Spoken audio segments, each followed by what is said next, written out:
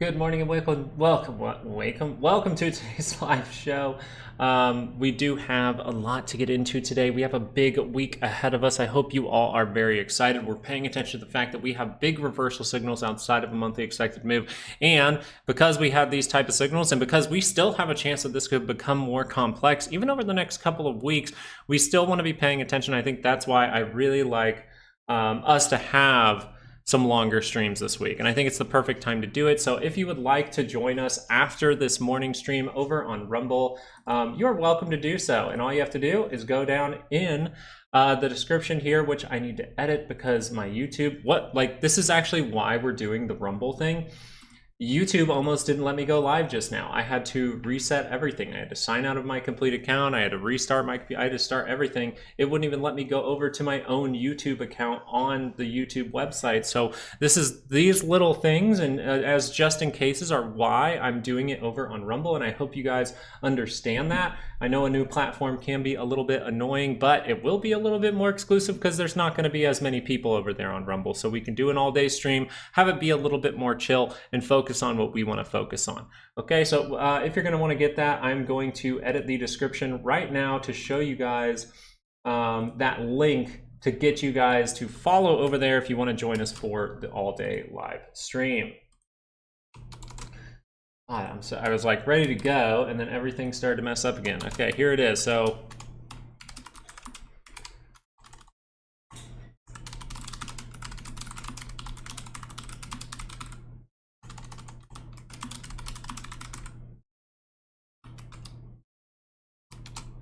let me get that set up for you guys real quick. And boom, that should be down there in the description. So as we look at stocks today, it's going to be very important to understand we are going to be live all day. We're going to be watching stocks actually all week long with you guys. So I think this is a fantastic time to do it. I think this will be a lot of fun. And I think that if you come over there, we won't be disappointed, right? We can actually look into some stuff still throughout the day so we don't miss any of those moves. Mainly posting everything to Patreon because Patreon members, I want you to come over to that live stream because we can talk throughout the day and I can speak with you and we can talk about setups and things like that. We did get retail sales this morning. Now, you got one thing that's okay, but not exactly what you want to see, right? Not exactly what you want to see. But remember, if retail sales is a lower number than what's expected, people might start thinking into a potential recession. But what if they think positively about inflation? And we'll notice that the previous got moved down even more, negative 1.2. So that's a dramatic thing right there. And that means we still have a chance to see the reaction. We have to see the reaction in these areas. I think the reaction is going to be the most important part for us moving forward. Let me put up a little sticker down here or something. I think we need a little sticker here so you guys know that continues later on, okay? Let's see the trap. So who's leaning towards a trap today? Who's leaning towards a trap in a certain direction? Who thinks that the first move will not be the right move? The first move will not be the right move. Who thinks that? Definitely want to know.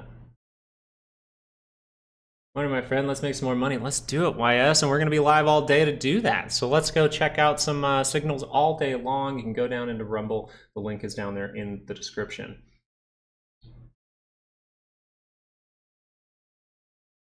You think rug pull coming or run up this week? Really depends. The funny part about run up this week would be the fact that you need to get this data in line. And I don't know if this data is kind of in the iffy spot, right? If this was negative again, right, people would just see a red number and go, oh my gosh, retail sales is going down. They would potentially really think recession, but still they could think, hey, this is a good thing for inflation. But we already know that a recession is what causes inflation to come down. A recession has deflation within it. So this is like the cusp. You're starting to see the first inklings of like, yeah, we're actually going to see that recession proven in the data soon. And now the stock market is actually at lower levels. But something that people need to celebrate potentially is a rate cut, right? So we will potentially see that. Actually, let me pull that back over. We will potentially see that going on into this week, right? We know that FOMC interest rate decision and the Fed press conference all takes place on Wednesday. So I might look for if this is going to become a complex base on Wednesday. And I think something interesting would be, does the 2 hour make some kind of move up, maybe to a daily expected move, see that come down and fill a gap, and then maybe we head to the upside going on into Wednesday, right? So there's a lot of ways that this can go back and forth at this time because we have a bunch of data this week. And we have options expiration this week, right? We have a big Opex this week. So this is going to be very, very interesting, very important. And we'll have to see and just trade like water and make sure we are paying attention to our risk if we decide to trade in this kind of environment. That's what you have to do.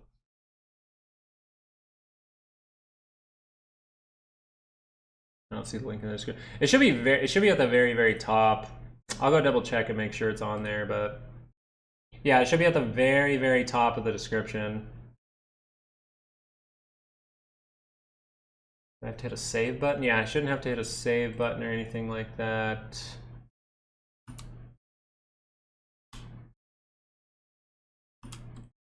Here, I'll hit save again, just in case.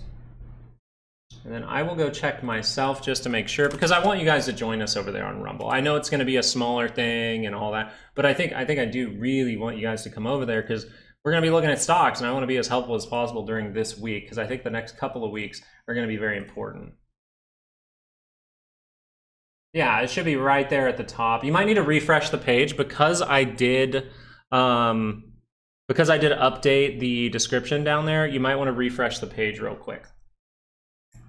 If everyone hit that refresh, then the description will show up. I had it originally, but then the YouTube was not working. It wasn't even letting me go into my YouTube channel on youtube.com, which is just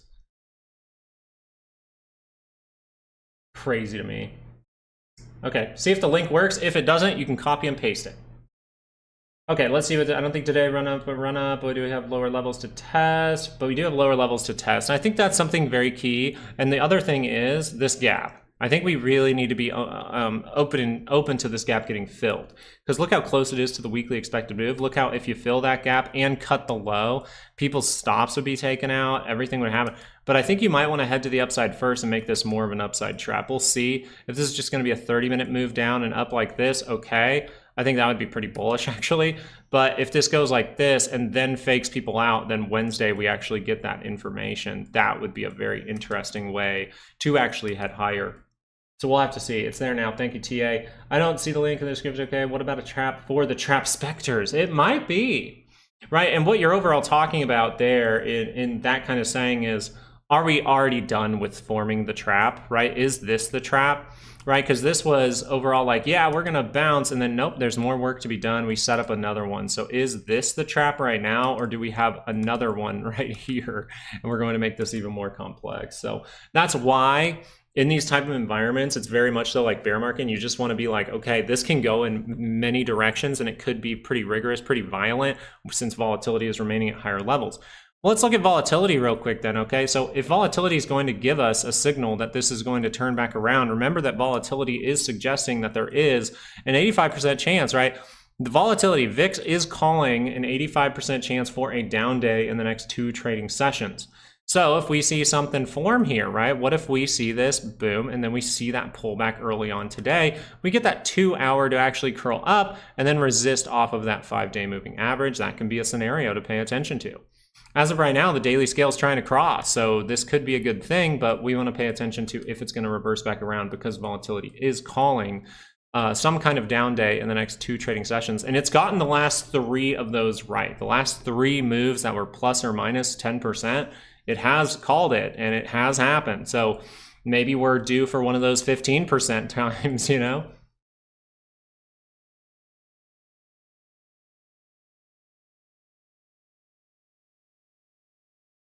I actually haven't, Short Fridays, can you give more info about that? I would really, really like it. And Bernie, thank you so much for subscribing on Rumble. You guys, this is just fantastic. I'm gonna pull this over.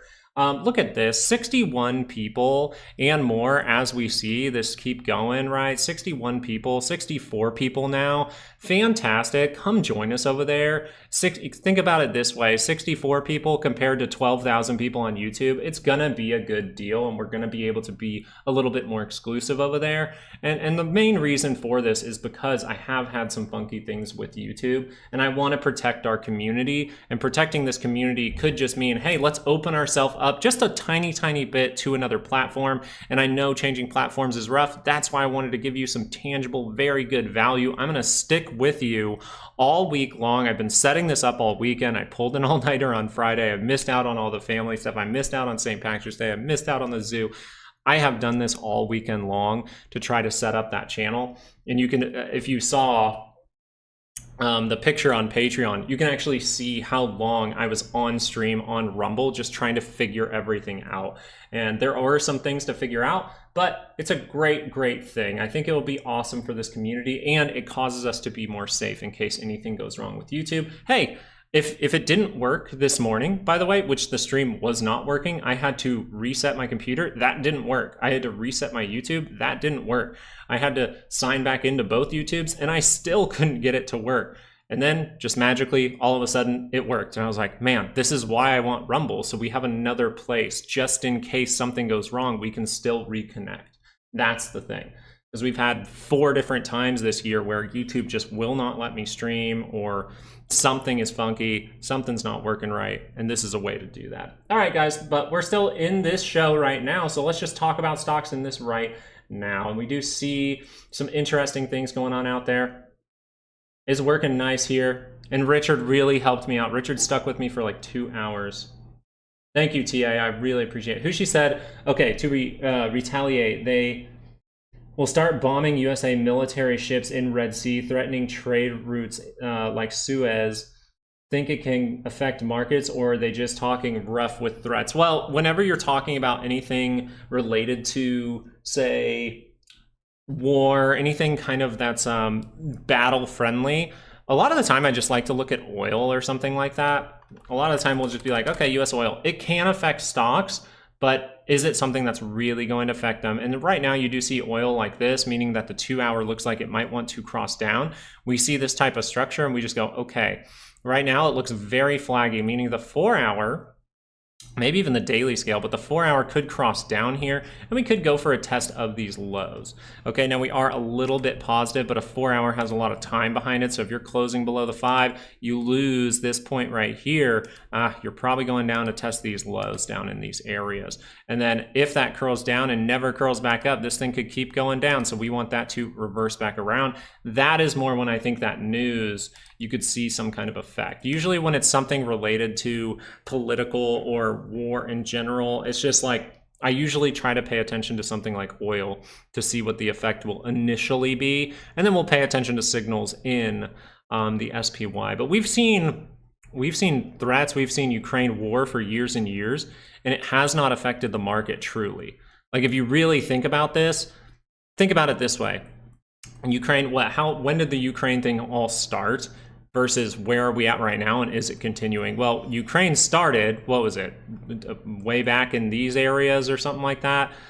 I don't know exactly, I'd have to look it up. But overall, Ukraine's continued. The Ukraine-Russia thing has continued, and look at the stock market, it's still up. So I wouldn't say that I would read into it like it's really going to cause something unless you're actually getting something that's like world war. That's like something that will be serious enough. So if they actually made those moves short Fridays, we might have to talk about it. Yes, if they start actually hitting US ships, then you might see those reactions. But the coolest thing about that is momentum's going to prove it, right? If something is going to affect the market in any way, it doesn't have to be what Short Fridays is bringing up. It could be anything. We're going to see this 2 hour cross down and never make that divergence. So at this time, if the 2 hour crosses down, I don't necessarily want to be in calls.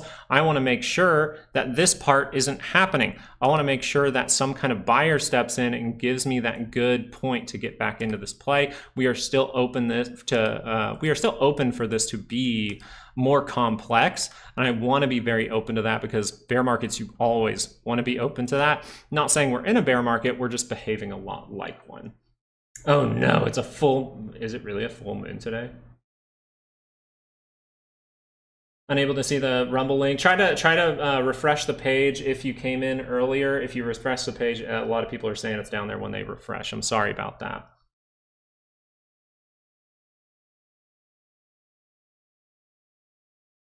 Drillers and exploration is not profitable enough with oil prices this low. Yeah, I'm not like, I wouldn't say I'm necessarily an oil expert or anything like that, but so any information about oil, definitely love to hear it. I more just look for those reactions because, and then I see if those reactions fail. I treat everything pretty much the same because I know, hey, we could see an upward moving. Oh, it failed, right? So it's just more so, what am I willing to put my money behind? And is that still remaining good, right? Those are the main things. I care about my trade. I can read into things as much as I want, but what am I trading right now? Am I executing the trade? Am I executing my plan? Probably a little bit more important. We're definitely not in a bear market. I still have puts. I don't think we're in a bear market yet, and I think we're just seeing a moment where we're getting a flash of like what could be in store for us later. And that could be all the way into, really, that could be all the way into 2026, like January of 2026. I'm thinking 2025 might be the time though. When are you switching? Right after this stream. If you see in the bottom right corner, it says the full session live continues on Rumble. So it will be right after this stream. I will log off of this. You'll probably have a little 2-minute blip in there, and then you'll go over there and see, oh my goodness, we are live there for the rest of the day. And that's just this week, but next week we're going to continue over on Rumble after YouTube in the morning, right? YouTube will always be in the morning, always. Nothing about YouTube is changing. So there's no change happening. There's really no change happening. We're just adding something. There's no changes. We're just adding.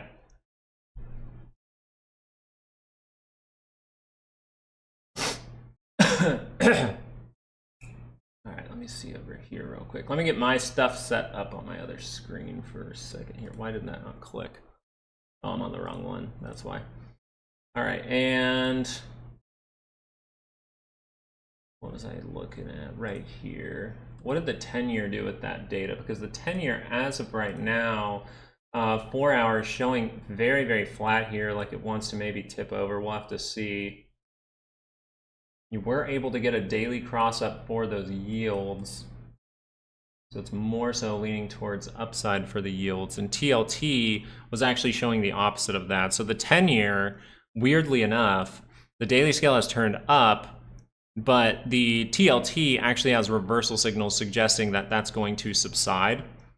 So something that we'll watch for here is the 2-hour divergence. Okay, we see 2-hour divergence on the RSI. So that could be a pretty good 4-hour move. What are we looking for from the 4-hour for TLT for a hint?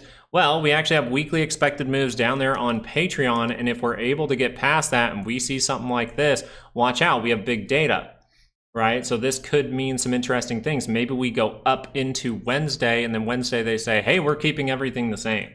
Right, the Fed keeps saying we're reacting, but they haven't reacted to pretty much anything since the last cut. They really just have been sitting there on their hands for a while, just telling you, hey, data looks good, the economy's super strong. And it's funny to say it'll be funny if they say the economy is super strong with this, because the people spending money is what makes an economy strong, right? The people make an economy strong, not the stock market, not the buybacks, not the debt, not actually the debt. Let's be real here, the debt does. But this, people actually being able to go into debt and keep spending money is what happens. Okay, so that is what really makes things good. And so this retail sales previous coming down like this is not necessarily a good thing. Okay, this is leaning towards, at least this reading is definitely leaning towards a recession with that. We have to see more continued data like that, but it will make recession in people's minds, but that could cause them to cut the rates.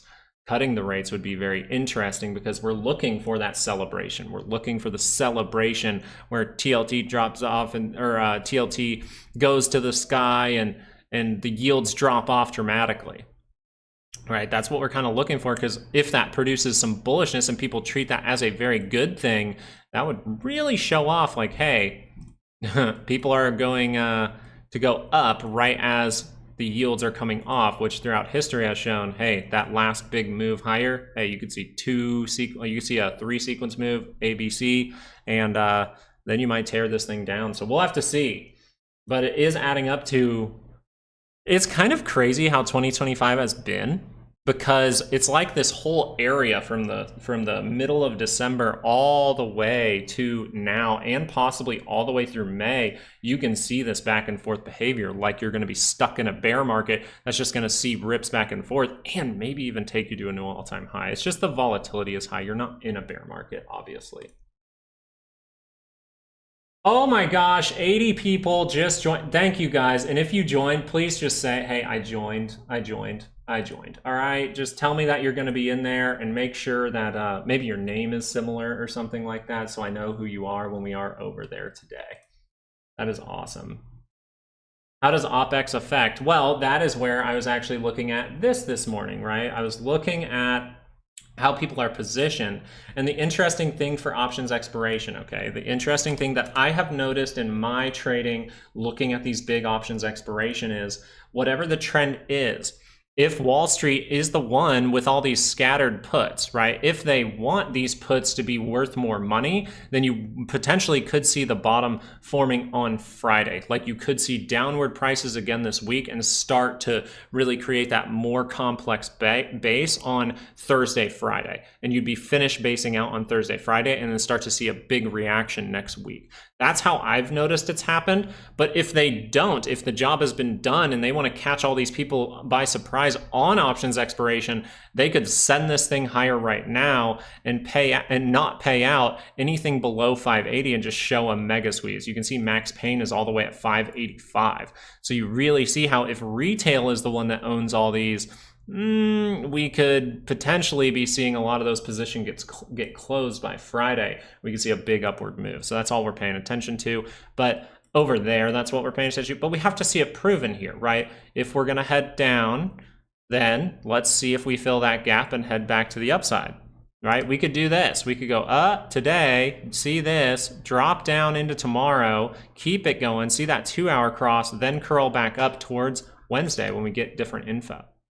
There's a lot of ways this can play out, and that's why having a plan for your trade, having that exact thing for if something will go wrong, we know if it goes right, we know if we have a trade for today and we have expiration today, we know if it goes right where it can get to. But if this crosses down, that would be it going wrong. So right now, nothing really to worry about. Does that make sense? I joined and used an English nickname. Oh, okay, awesome. Arigato gozaimasu. I don't even know if that's Japanese. I always forget. I can't tell. I can't tell. I can't tell. I'm not gonna lie. And I have Japanese on my own. Rumble Premium next partnership. I mean, that would be very nice, but I'm not looking for anything over there. I just want you to know, like, I'm not even really thinking of Rumble to seriously grow the community. I think that could be a good thing and I saw trends that it could see a boom. So that's why I wanted to put us over there. But it's more so a safety thing so we can keep this community going for the long haul. Right now, everything is pointing in the upward direction. And Tesla, okay, someone bringing up Tesla. Let's go look at these. Let's go bounce around through some of these real quick. Tesla will notice that divergence up here. Remember, we were pointing this out, and this is actually kind of okay. You're leaving behind a gap. This is actually not the worst thing, but we have to understand this is still here for Tesla. This is still here for Tesla. We could do this, do this. We could literally do all of that before we're able to cross back up. So if this is crossing down, we notice that on the RSI, slightly in the downward direction, not too significant. So we can still treat it like a pullback. It's still positive in some way. That's good. We're in that area, but you notice this one was higher up. We were able to curl up. This one's a little lower. So it's a little bit more risky, but we have to see. I understand. Nice thinking. Okay, cool. Yeah.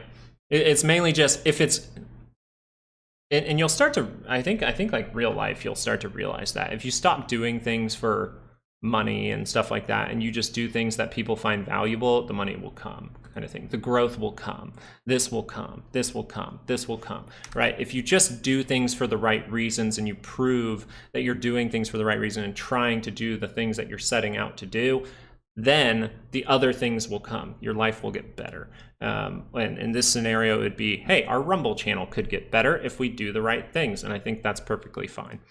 But mainly it's just like, hey, does Tesla see a 2-hour pullback and make a divergence down here? You know, does Tesla do a complete drop? Is the 2-hour able to cross, or do we just see the shoot down and come back up? Because right now, if that 2-hour crosses, it is still saying, hey, we could go down and test that low, maybe go make a new one. That's where weekly expected moves will come into play.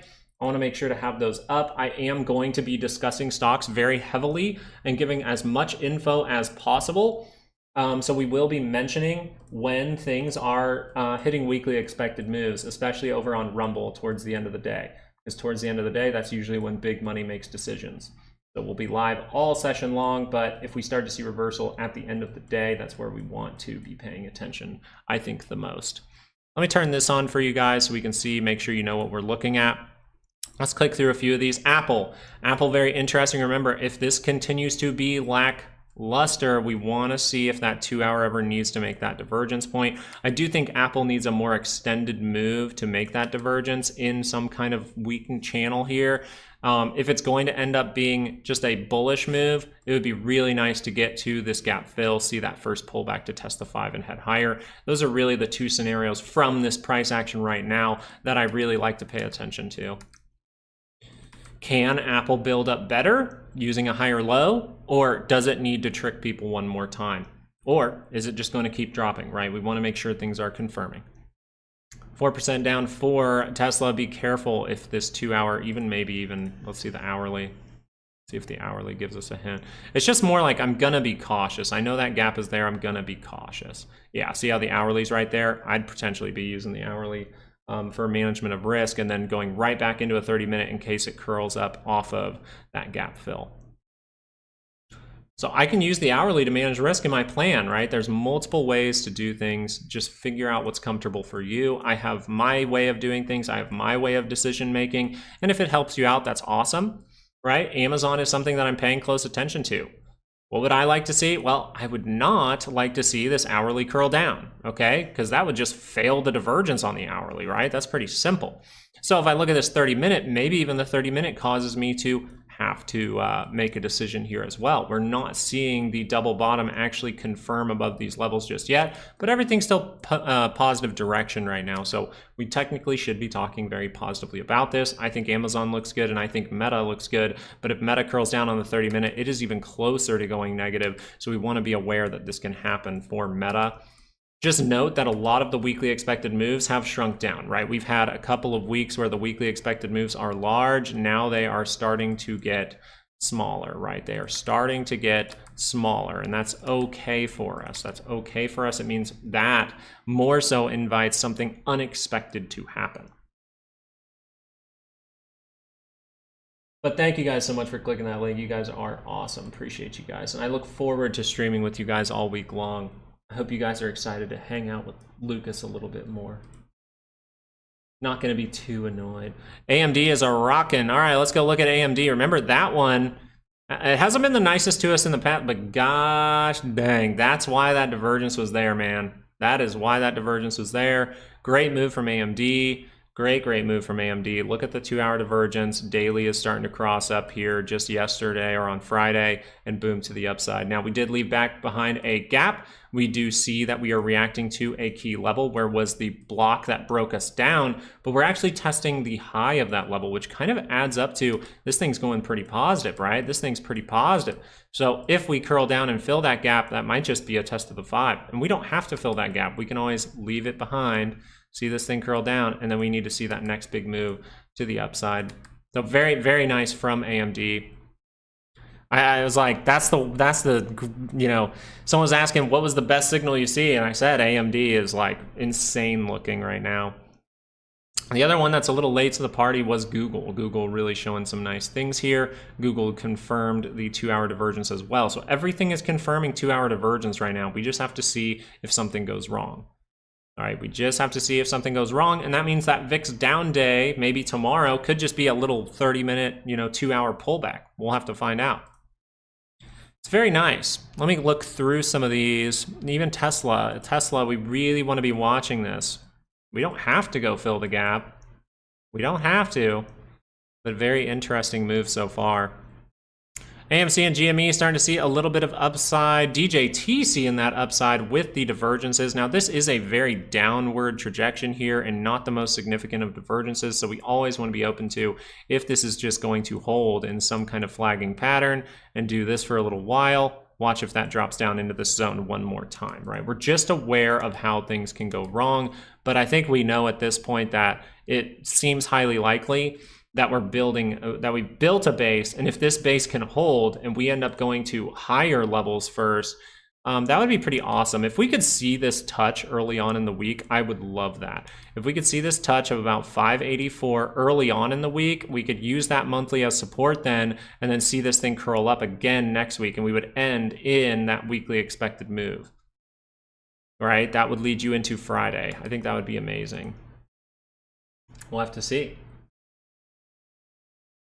Rumble in a jungle. Thanks, Jess, for joining. I appreciate you.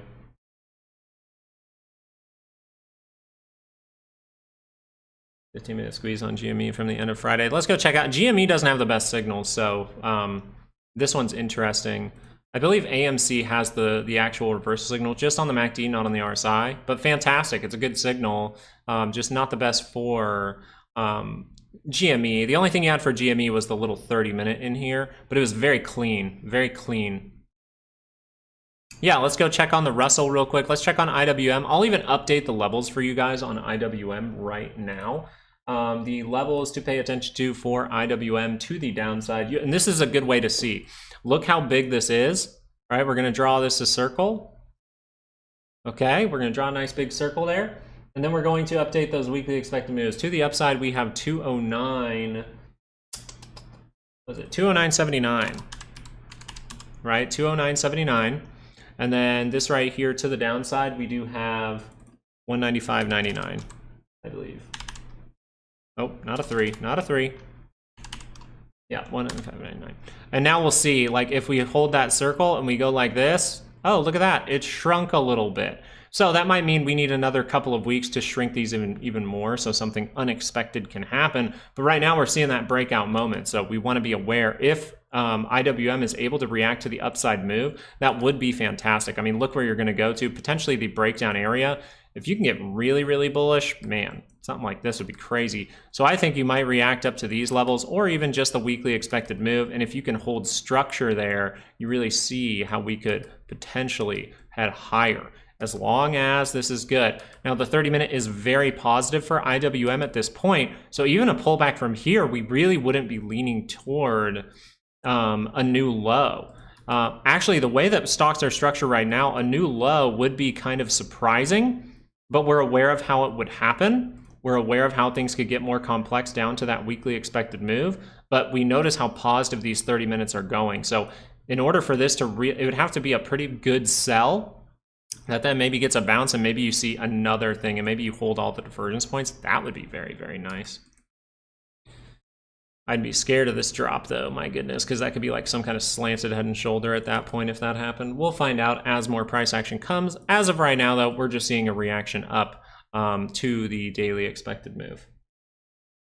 See what you guys are talking about. Wolfie Boy. Wolfie Boy, 2.7% as of right now. Bitcoin, I want to see if this confirms daily divergence. This is something that during the, and actually during the live show that Richard was nice enough to help me test some things and test audio and things like that. Thank you, Richard. During that, we actually talked a little bit about this signal from Bitcoin. You do have divergence on the RSI, not necessarily on the MACD at the same time, slightly not there, okay? So it's mainly on the RSI. It means there could be a little bit of more work to be done, but this has confirmed on the MACD and RSI, and it's kind of rejecting off of that signal line on the RSI. So very nice. Can we take back the 200? The ultimate thing is, can we hold above 91.8K? You notice we saw that flash move up, we give it away. We see that move up, we give it away every single time right here. But, you know, these wicks in here, they're very important so we can see how 91.8K is important.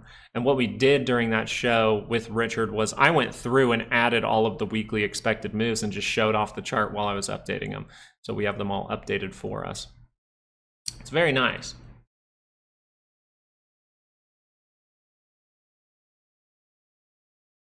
VIX going to 1683 with no dollar sign. Thank you, Sid.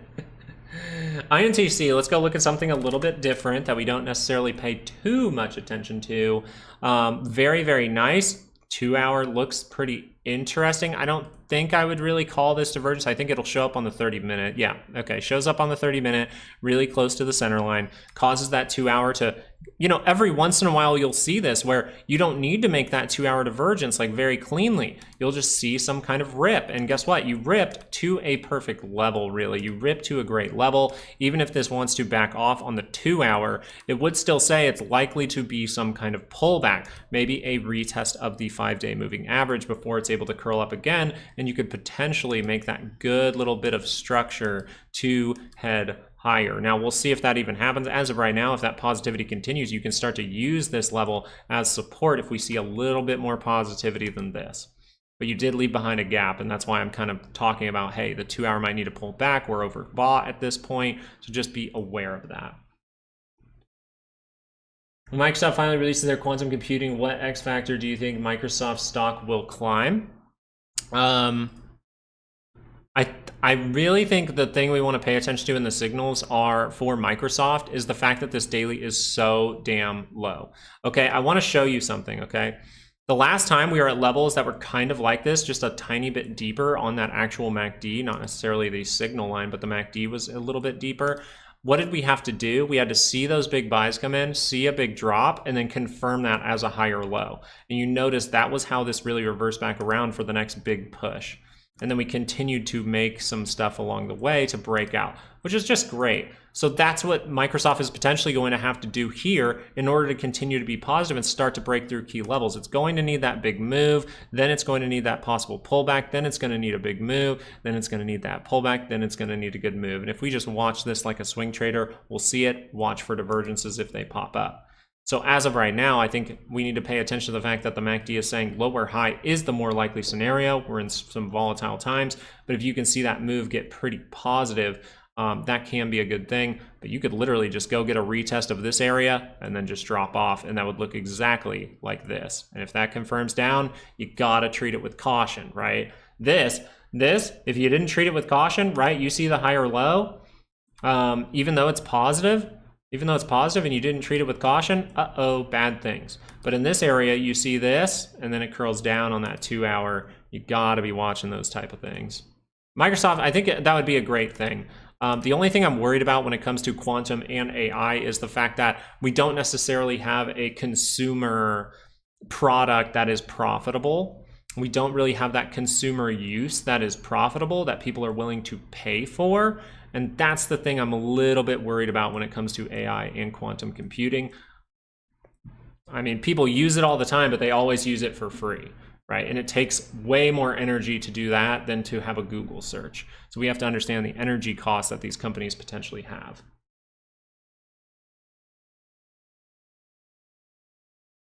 Yeah, same, Samson. I think that would be a great price by the end of the month.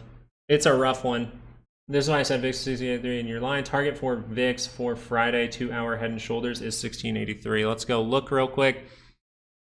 1683. Oh yeah, because this actually did break down. You didn't get a full retest. We still want to pay attention if that 2 hour is going to get that retest up at these levels. You're starting to get to that oversold, but you're not there yet. The 30-minute is starting to show some divergence, but look how wonky that kind of is becoming. So I'm not the biggest... Yeah, I'm not the biggest, like, oh, I'm going to buy volatility here. I think that things are getting interesting. That's how I think about it. Things are getting interesting. We're seeing the sell levels that actually surpass some of the lows that have been deeper than this in the past. So people are treating this like it's some kind of crash. But I get what you're saying, that head and shoulders playing out. Looks like we could go a lot lower for volatility, but remember that 85% chance we might get some kind of pullback day today or tomorrow. Yeah, we haven't seen that shift, Kyle. So as volatility drops off, we can see the premiums of both go down, but if that volatility is dropping off because of dramatic upside and we're actually seeing the sentiment completely shift, I think that's where the premium of calls will start to pick up. And maybe that happens down towards that 1683. Elon sending some people to sending some robots? Sending some robots to Mars. Start constructing habitat? That's kind of crazy. What is race? I don't think we've looked at this. Oh, Ferrari. Ooh. Fun. Doesn't that look like just a little bit complex, but we see this, we dip down into this area. Maybe there's some more liquidity in that area. We'll have to see. Curls up, but we do see the divergence point forming now. See if that's able to take place, right? So if this curls down, could be bad. But right now, is it curling down? No! So the daily, this might just be a test of the 200, and we're gonna end up at a new high here above this one. Maybe a 520 or even a 540 pops up if the daily can cross into positive territory. There's not any reversals here. So this could just be a move to go whoop. So 2 hour, we would like to see some good signals. Hey, look at that divergence that's there. There it goes, kabam. We know how this falls though. Look at the lacklusterness, right? We see that it's still holding at lower levels. So if the 2 hour crosses, we're not happy with it and we can test the low, go make a new one. Very nice for that one. Thank you for bringing it up. That's a cool one. All right, as of right now, we are reacting to those upward levels. I want to get, if we're going to just see a pullback today on the 30-minute, like if we're just going to see this 30-minute pull back in some way, I want to at least get to, I would say 570. I actually think 570 would be very nice. 570 is a pretty key level for today. 570 is a pretty key level for today. I will show you exactly why. If we go over to here and we pull up today's date, we see that 570 is where that call wall is, which is directly on top of our monthly expected move. And to the downside, 562. Another downside move would be 555 to pay attention to. So 555 is the one we want to watch down in these areas. And at that point, you might be filling that gap.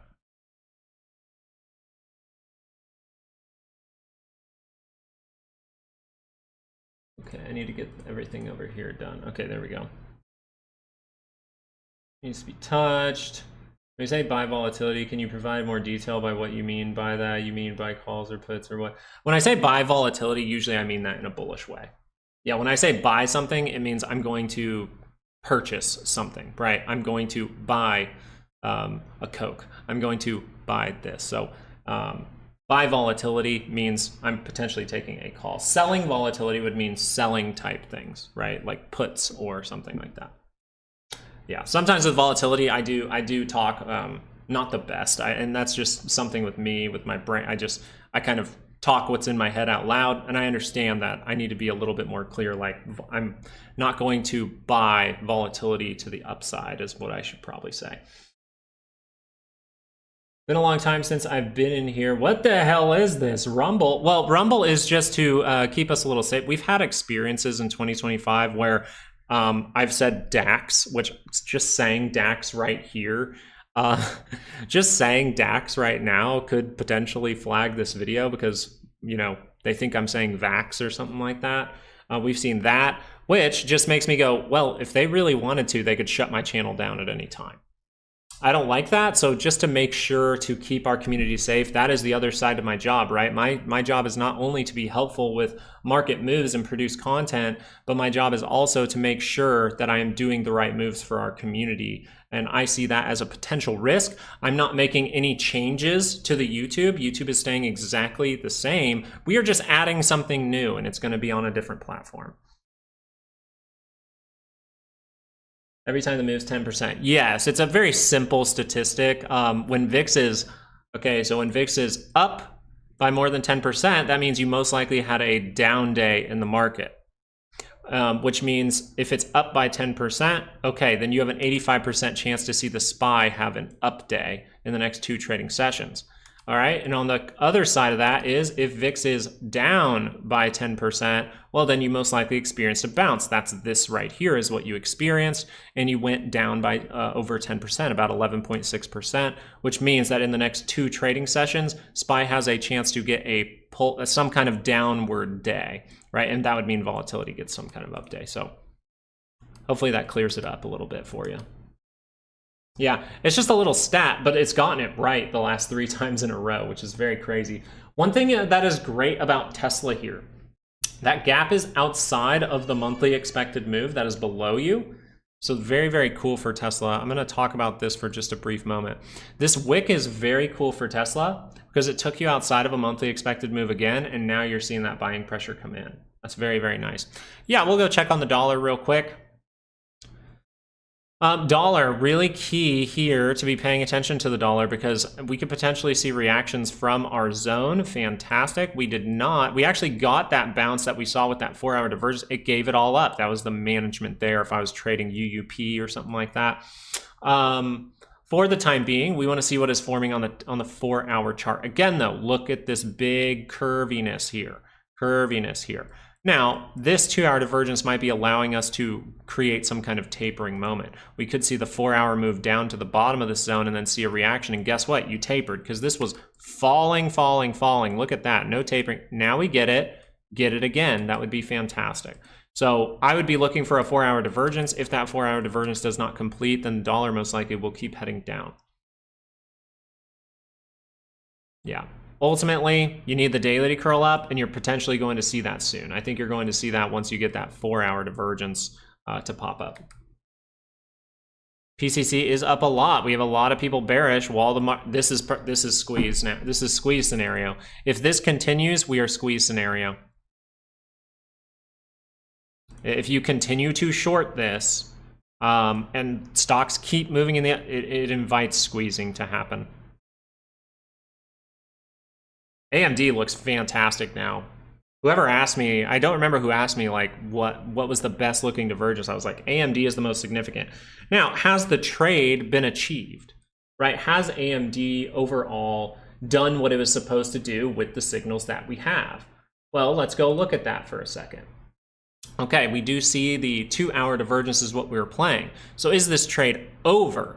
Well, potentially it might be taking profit at a key level, but we're not even at a weekly expected move yet, right? We could head higher. That's fantastic. What's the ultimate goal for this? Well, the goal for the trade is to make money. The goal for this type of signal is for the daily divergence to possibly prove itself here. Now, I don't really like this divergence. I'm not going to really talk about it like it's going to get a big move, but if it can, something like this would be great. As of right now, the resistance level that I'd really be watching is this little area in here. I think this little area in here is something to pay attention to, somewhere around that 108 to 110 level. That's fantastic, but the main thing here is, hey, 2-hour signal, daily curls up, 4% move pretty fast. This might have made people some good money already. AP, I hope that was helpful with the dollar.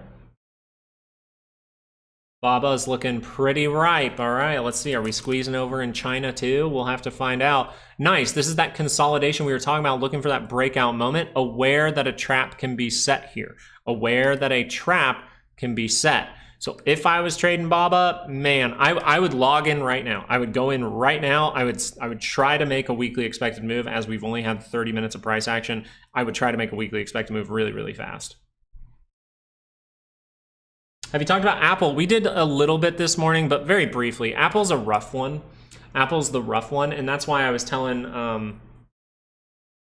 oh, who the heck was it? Sean? I can't remember their name, but I was telling you guys, Apple's going to be the complex one. Apple is going to be the complex one. You could make a little 30-minute divergence here and completely reverse around.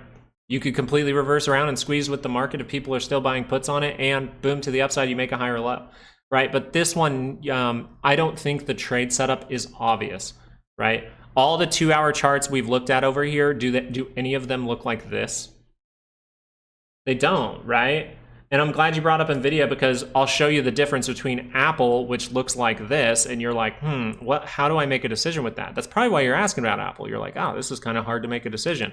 And then you look over at NVIDIA and you go, oh, there was 2-hour divergence and that confirmed, and boom, to the upside. You know, NVIDIA, all of these other ones, they look more simple, and that's the good part. Doesn't mean we can't experience pullbacks at daily expected moves. Let's go into 30 minutes and check this thing out. But now these MACDs keep going higher and higher. It starts to become less and less likely unless you curl over a 2-hour to cut this low and make a new one.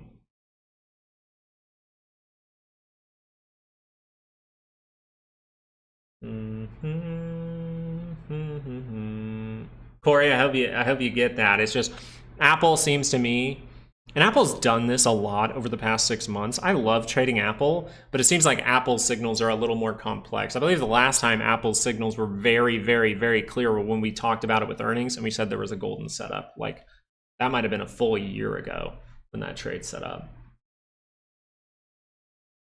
I wish you luck, TA with 72. I wish you luck, all right? AMD still seeing that good upside. Still holding price as of right now. Let me check volume on this bad boy. Pretty decent volume, actually. Seeing volume extend a little bit here on the 2-hour chart.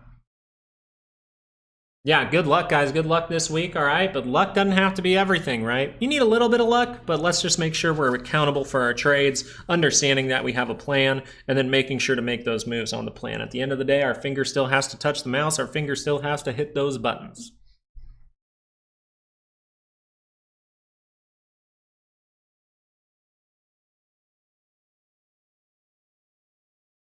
Okay. I'm gonna go click over through some charts real quick, okay, guys? I'm just going to click through, so give me a brief moment here, just a couple of minutes, so that I can take a look. Make sure nothing crazy is hitting a weekly expected move or anything like that. Q is able to take back the monthly expected move. IWM able to take back the monthly expected move, but leaving behind a gap. We'll have to see if that's unfinished business. DIA still outside of the monthly expected move, while TLT producing that upside. Kind of contradictory signals with TLT and the 10-year, which is very, very strange to see, right? It's weird to have a signal that says, hey, TLT wants to head up, while the 10-year just crossed up on a daily chart. So it would say that daily might rotate back down. Let's see, Apple. Really lackluster for Apple. Really, really lackluster for Apple. Tesla still just like saying, hey, not the worst positivity, but not the best signal still for Tesla, so we're aware these 2-hour drops can happen. Amazon attempting to take back that monthly expected move, leaving behind a gap.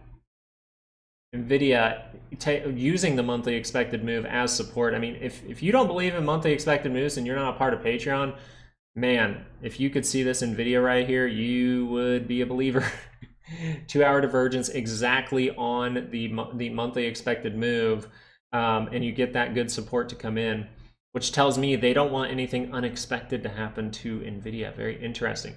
And NVIDIA able to react to a great level, able to react up to a high of about 122.73, a little bit higher, but in that block, a pullback would be very nice.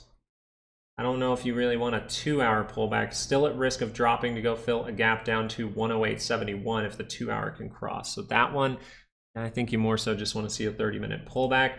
AMD doing fantastic, going up to the area where if it breaks through, it's very likely to try to get to 107.21. If we can really get through all of that, looking for that, 108 to 110 range in there. But AMD was one of the ones that was not at all. I don't know if this was. Let me actually go check real quick. Where was the beginning of the month here? Yeah, AMD still sat right in the middle. So AMD was not showing nearly as much weakness as other stocks, but it was showing weakness before everything, right? It's been really, really rough. VIX will bounce off Lucas's 20 support. Lucas VIX important levels, 20, 1683, 1504, and 1212. Thanks, Lucas. Yeah, those are just levels that throughout my trading, I've noticed big reactions there. I started to mark it off. I looked back through history and I was like, wow, we're getting reactions from there a lot. And we've actually seen those levels tagged a lot in this environment. Fantastic. But the 20 level is where I do want to be paying attention. Still want to look for this little 30-minute divergence that is right here. Just want to make sure that that's not going to cause some kind of big rip. It can cause a 2-hour move up. That's fine. VIX is saying there's going to be a pullback maybe today, maybe tomorrow with this positivity. Today would be surprising at this point. Oh, wait, Ken. I kind of have the things that I like to focus on. If you're more than welcome to describe, what kind of indicator you are creating. If you have created any indicators yourself, I think that's really cool. But tell me what kind of data you're using in that indicator and how it helps your trading, how you utilize it. That's more important to me.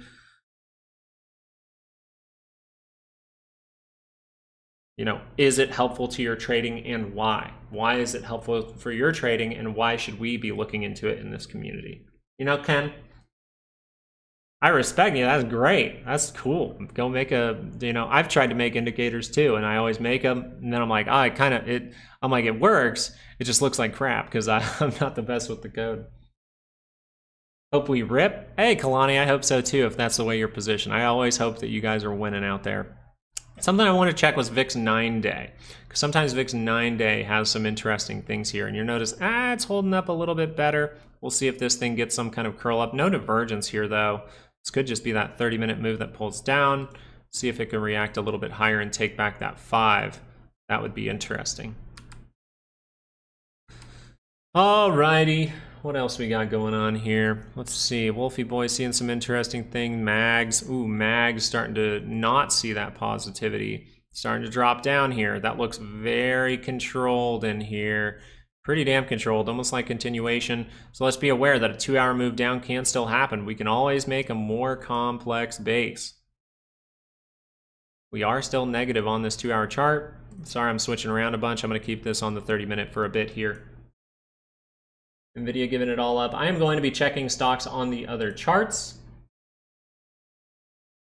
Well, did this not update? Did this not update for NVIDIA? Hold on one second.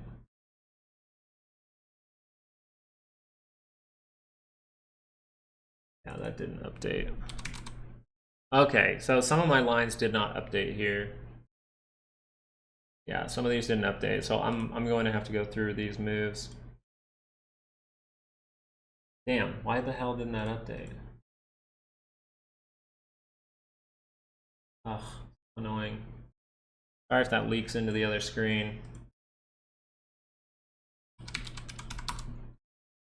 Why didn't that update? That's so strange.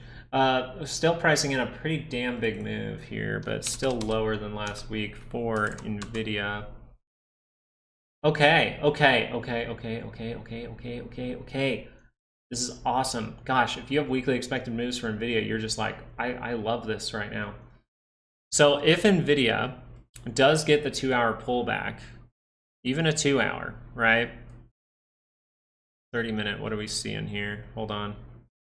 Yeah, only the divergence on the flat on the MACD, so that's still leaning me towards 30-minute pullback, maybe to fill that gap and turn back up. We're reacting to that block, right? We're in that block now, so that's great. See if we can pull that thing back now, maybe turn back up. That would be fantastic, or just continue to squeeze. People getting very, very bearish as the price action goes up and the dollar's going down and everyone's getting bearish. I'm like, interesting. Oh, actually, didn't we need to react to a higher block? No, I think that is the block. A pullback here would be okay. Even a 2-hour pullback wouldn't make me too scared. Now, that can mean deeper prices, right? We can see how we never made that right shoulder. Remember when we don't make that right shoulder, and look how we gapped above this. Very, very nice. But what we want to pay attention to is sometimes we make the right shoulder that could have been, and we did leave behind this gap, so look for maybe a touch of that. But the reason that I'm talking about this is if you have weekly expected moves, you know exactly why I'm talking about this catching a bounce from these type of levels if we turn down. As of right now, everything's pointing up, so that would just have to be the 2-hour crosses down in order to see potential for that gap to be filled at 108.60. Very nice. Someone said NVIDIA was giving it all up. I thought you meant NVIDIA was giving it all up. I was like, oh, it's just a little bit. Where are you guys at?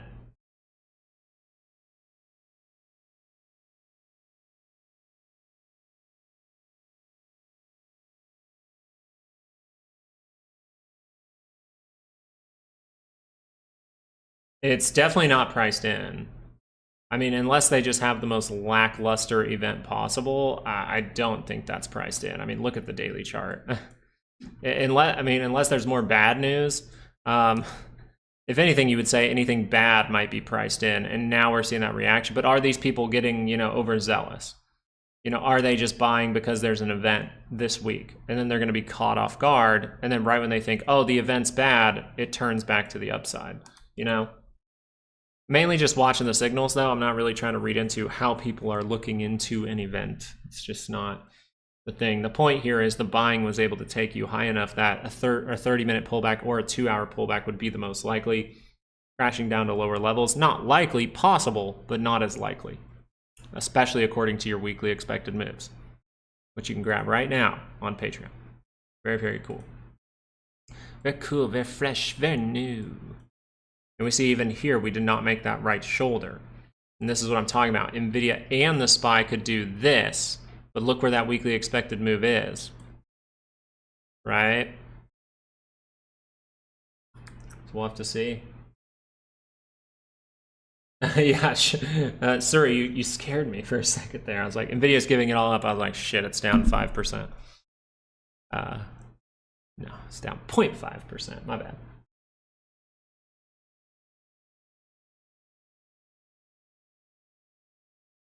Forward channel after it broke out of the channel on the slow side. It'll be surprising for NVIDIA. Makes sense to me that NVIDIA is pulling back with Jensen speaking tomorrow. I don't see that as a buy the rumor, sell the news, sell the fact, whatever. I just don't really see that for NVIDIA in the price action. That seems just like it is just a bounce that can turn down. That's how I see it. 557 today. Well, that would make sense, Donald. That would make sense. I don't know about closing there, but 557, you know, we can head lower or we head higher. We have not looked at QBTS. QBTS just screaming. 2-hour, very, very nice here. Not the most significant on the RSI, but you notice that not all the time it has to be super significant. And it can do what? It can play out. That's fantastic. Daily chart should curl up from this. Daily chart's curling up from this. Obvious resistance levels here. Obvious, like if I was in this and I see that, I'm going, uh-oh. Then I'm going, okay, do we pull back to fill this gap? Then we curl up after seeing this as resistance now. Or as support, I apologize, as support. Okay, who's calling me? Hold on. Nobody important. We'll have to see. It can just burst through. Right now, we just want to be aware. Like, look at the 2-hour, very positive. Look at the 30-minute, very positive. And the 30-minute, you know, saying that has to go all the way back down to that gap, kind of not justified by the 30-minute right now. We've seen this sporadic move. Okay, we need that pull back, then at least get maybe one more move higher. Then we'll look out for little traps for that 2-hour to pull back. That would be nice, right, Donald? I mean, I would love that. Ignoring the quantum stock, waiting for at least 20% drop on that sector, okay. But did make some money on all of them, just missed the big move, darn. Hey, at least, like, at the end, here's what I want you to do. Put the negative thing, next time you type, Steve-O, and you're going to say something with a positive and a negative, put the negative thing first and the positive thing second. It's an easy psychological way to start to shift and think more positively. Say, man, I kind of missed out on that big move, but listen to the difference. I made some money, but I missed out on the big move. Man, QBTS got a big move, but at least I made some money.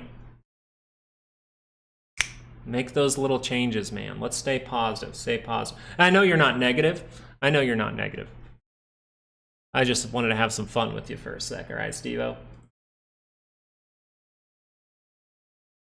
Wait, is that Steve-O from Jackass? Is that Steve-O? All right, so now we have to wonder, are we going to see resistance at towards that 570? Because that is the call wall. Are we going to see that resistance come in, and are we just going to retest 561.50? Are we just going to retest in here, maybe a little lower towards 560, and then see that support come in? Because that'd be very interesting. 562 is the level, the first, not the most significant, but the first, I would have to call it put wall, but the main put wall is at 555, which would be closer to this gap, closer to these type of areas outside of your daily move, and you're already at the upward one, so might be less likely.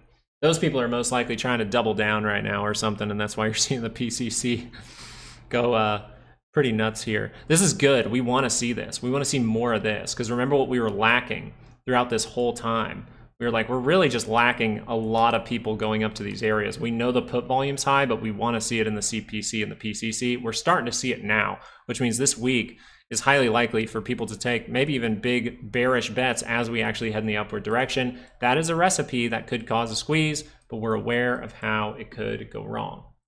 Very nice.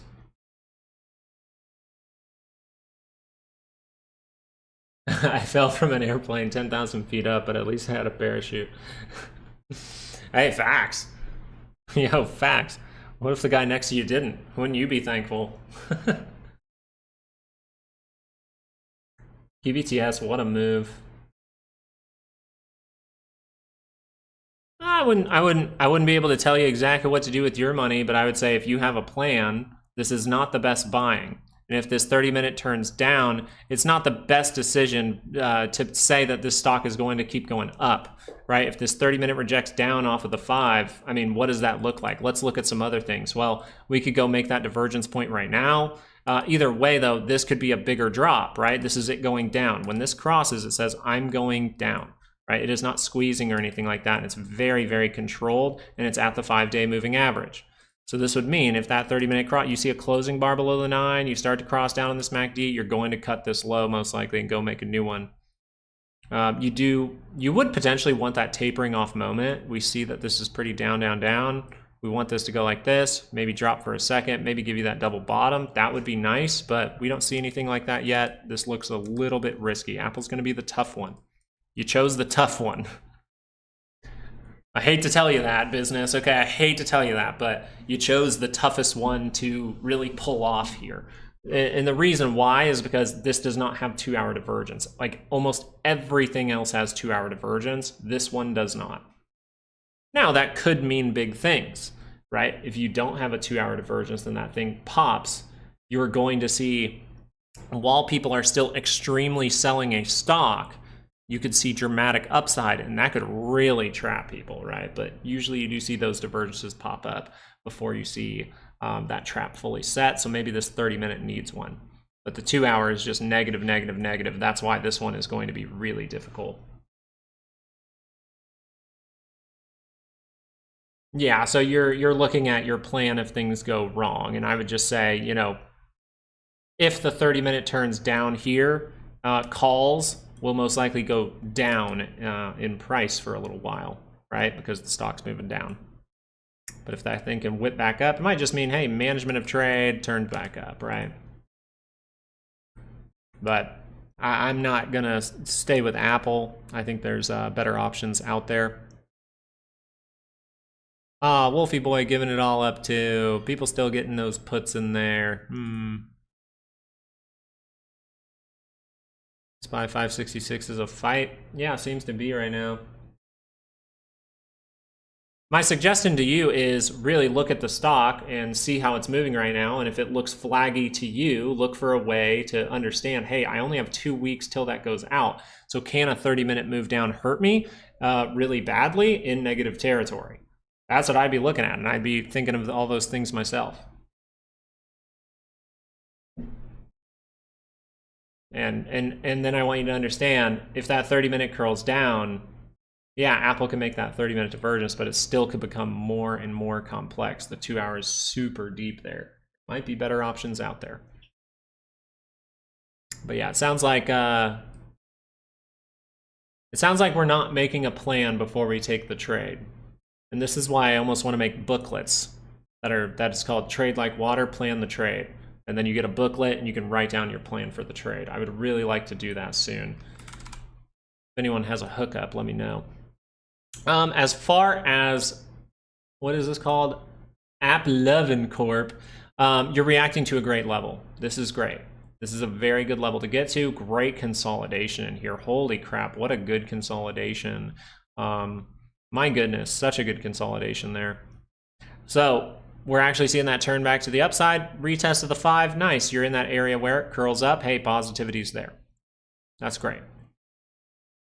Yeah, you didn't get the confirmation a few days ago, but so what I'd be watching here is just, if it's gonna get really bad, look at the 2 hour, okay? The 2 hour is still by that center line. So if it's gonna get really bad, and once again, you have a little 30-minute divergence down here, but 2 hour turns down, that could get a little ugly. I want to be aware that there's a lot of space in the price, right? This is where the price, there's a lot of space, but this is possible. We do have enough volatility to do this, but I'd still be open to a higher low after filling a gap because you are seeing something awesome here. You're reacting to the key level. You're reacting to the key resistance you need to break through. So if you're able to hold up better there, you just see this curl down, maybe fill both gaps towards 255 and curl back up. It would be deep, but it would say, hey, this is curling down, bad, bad, bad, bad, bad. Don't want to be in it, right? Just in case this keeps going. But if I see that curl back up, we're probably going to break through this and end up seeing a big move to the upside. So it's in a scenario where I think it needs a 2 hour higher low, and I think that would be great structure to break through this chunk in here. I did hear about it, and we'll just see how the signals do with that, right? I don't necessarily care what the news is, I care what the reaction to the news is. And I potentially, if I have NVIDIA, I might want to have a plan for that exact day. Stay close to the money with time. Yeah, it's going to be a little bit more expensive.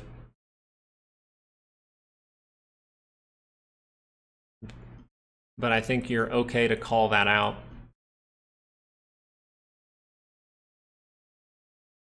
Looks like a cup and handle. Exactly. Yeah, happy Fridays. That's what I see. I know nothing, and I'm a big dummy truly, but keep an eye this week on AIFF. Don't call yourself a dummy short Fridays. I don't think so, buddy. Firefly, very nice here. Keep your eye on this was probably the right thing to say because the 30-minute is so positive here. You're just looking like, hey, 30-minute could just curl down and curl right back up. The 2 hour, we actually notice on the 2 hour, able to see an extremely positive move, even going above these levels, but going to these top of the wicks and not able to close above them. So a 2 hour can curl down here, and that's what I'd be worried about. But as of right now, the 30-minute is so positive that it seems very unlikely that that 2 hour will cross down, right? We're not talking about the MACD here. We're not talking about it here. We're not talking about it here. We're talking about way up here, way up there. So that means this could go all the way down here, and then if you just see it curl up, good things can happen. If that, you have shorter time to trade, right? Shorter expiration, that's where I'd be a little bit more cautious. But if I have a long time out on this, I'm going, okay, that 2 hour just saw a really strong move and it got past a key level. If this can just pull back on the 30-minute cross back up, that's good. But if the 2 hour crosses down, I don't necessarily want to be in this stock. That's how I would look at this from a decision-making standpoint, according to risk.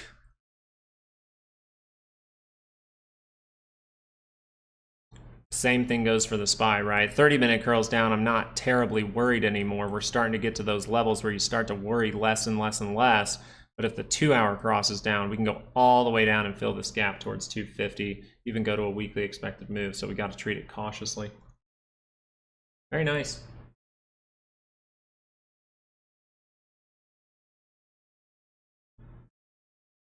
Check on Amazon real quick. A lot of these are the similar scenarios where if the 30-minute crosses down, see even Amazon, the 30 minutes a little more risky. 30 minutes a little more risky than something like AIFF. Like look at the MACD positioning compared to AIFF here. Totally different.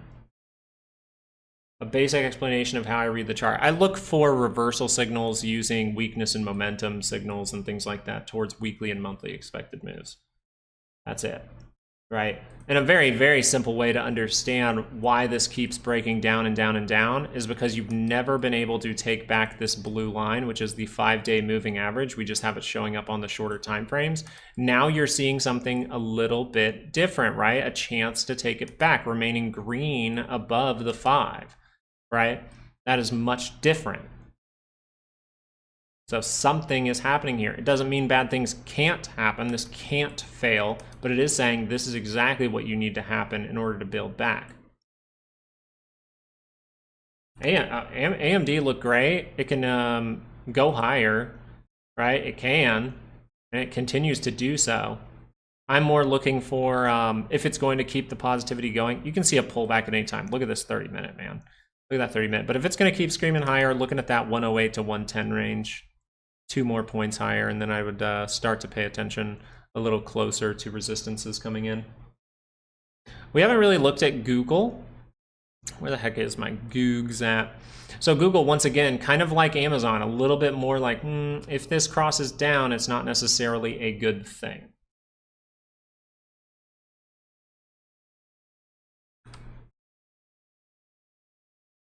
Yeah, so 30-minute crossing down for Tesla, not necessarily a good sign. It's still in that middle area, I would say, where it's like, I could hold on to this, but if that's going to curl down a 2-hour, well, the 30-minute has to cross first. So maybe you're just, creating that line in the sand for yourself, right? Line in the sand for yourself, and you say, hey, if this really wants to break down, okay, if we confirm this down below these areas, we're potentially going to fill that gap before we're able to turn back up. Okay, awesome, I'm paying attention to it, that's great. But if that curls down the 2-hour, then it's just gonna be bad. The most likely thing is to be bad. Yeah, Ifoma, thank you for asking about AMD as well. Off on short TFs. Well, VIX does have that 30-minute signal. I want to see if VIX is holding that 30-minute signal. We need to check on this. Yeah, see how it's still able to hold a little bit there.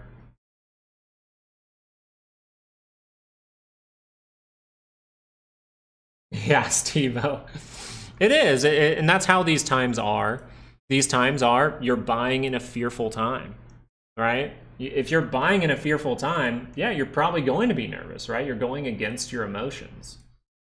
But that's kind of something that a lot of people have to do in order to become a good trader, is learn the times to go against your emotions. And it seems like this might be one of those times, but you're aware of how it goes wrong, if it wants to be more complex, and then you might be buying at an even riskier time, right? Once it gets more and more complex, it looks more and more risky. But if you see that snapback moment, man, it can be good trade setups. 85 people have decided to join us now over on Rumble after today's stream. We'll be switching over to Rumble in about 35 minutes, actually. We're going to give it a try all day. Thanks, Robert, for coming over there, all right? Thank you for coming over there, okay, Robert? Sorry for the dumb question. No, let's see. Well, here, let me read it, and then I'll tell you if it's a dumb question. How about that? But can someone explain the blue and violet lines in the RSI and the orange and blue in the MACD? Okay, so very, very simply, this is your RSI. This is your relative strength line. And then this is your signal line. So this is like your average. Okay, and that goes the same for the MACD, right? This is, the blue line's the actual MACD. But the orange line is kind of like your, you would say almost like your signal line, right? The way that you can do this very simply, Constantine, do this for me real quick. Whenever you have an indicator and you're confused what these things mean, it's very simple. Do this. And you'll see MACD, signal line. The signal line is overall the average, okay? And you can kind of see that. You can even look at the inputs and see what makes that up. Right? Read into your indicator a little bit if you have those type of questions and just go, okay, what is this? Well, this is my RSI. This is my RSI-based MA. Right? Overbought gradient fill, right? So I have my RSI set up to where, and I believe it comes now as if you just download it, if you just add it to your chart, I think it automatically does it, where you start to see little shades of red when it starts to get to those overbought, extreme overbought readings. But yeah, if you ever have trouble with an indicator, look what is in the indicator, right? If you ever have questions for what something means in an indicator, you can literally just double click on it real quick, double click on those lines, and you'll see it for yourself. No, you do not, Matthew. I do not have a paywall. This is one thing about Rumble. Don't subscribe, follow. There is something on Rumble that's different than YouTube. There's following and then subscribing. Right, subscribing, I don't know how to turn it off. It's where you would potentially give back and support the stream with a subscription with $5 a month. I'm not trying to get people to do that. I'm not trying to make money with this type of move. I'm just trying to do something that I believe is good for our community in case something would go wrong, and give us another platform to try out, right? Give us another area where we can watch stuff. Yeah, don't subscribe, anything like that. I do not want to, I'm not trying to make money off of Rumble, anything like that. No, that is not the reason for this move. Are we seeing a bull flag on the SPY today? Well, we're gonna need some time. I mean, maybe on the 1 minute chart or something like that. I'm sure on the 1 minute people are going flag.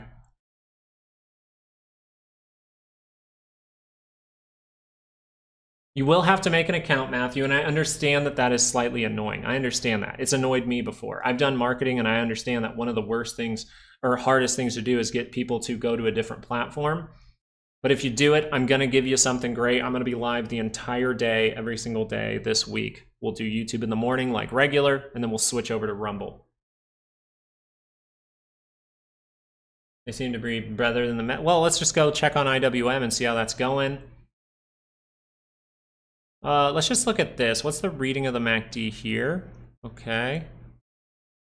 Okay, actually SPY and the Qs seem to be a bit stronger than IWM. And I think you would believe that the Qs would be because they actually made potentially just the double bottom, right? They didn't cut that low more. That sounds like a fun plan. Let's rumble.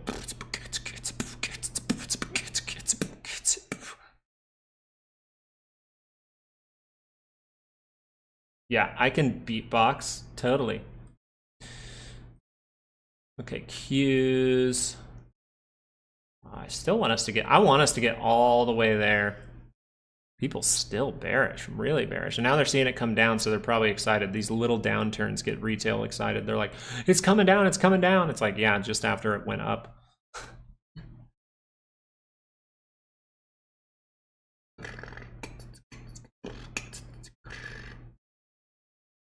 It's an ASMR beatbox stream today.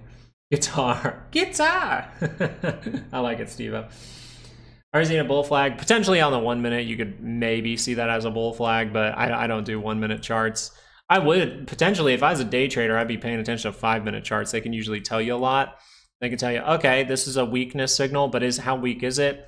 It's got a decent size of weakness on the MACD, but it's just flat on the RSI. You've actually came up to the same point of the previous weakness that was able to resolve itself. So you might need another swing up from this 5 minute, right? We might see that 5 minute come down, turn back up, and then get to that daily expected move. And that's where you see the actual divergence that's significant on the RSI and significant on the MACD at the same time. But we'll see. A lot can happen. That's why I don't do 5 minute charts. 5 minute charts are very sporadic and crazy and, in my opinion, difficult to trade, at least for myself, right? Everyone's different.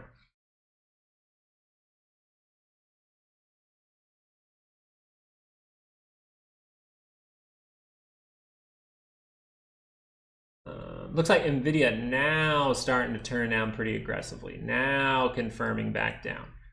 Okay, but no divergence on the RSI. So we just need to see if this is going to be a gap fill, first of all. Right? Is that going to be a gap fill, or are we going to go down to that weekly expected move? Well, now you have signals on the 30 minute that suggest that. The 2 hour most likely will have to cross to get to that weekly expected move. Yeah, that makes the most sense. Everything is turning Y because people are deciding to sell right now. And we have seen a pretty strong upward move. We have taken back the 5. Very nice. SPY needs to, I think SPY needs to get to 5. I would love for the SPY to get to 570.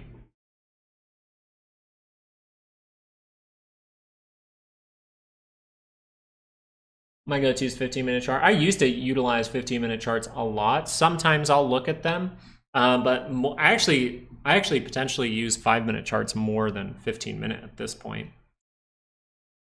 But you can tell that I don't use 5 and 15-minute often at all.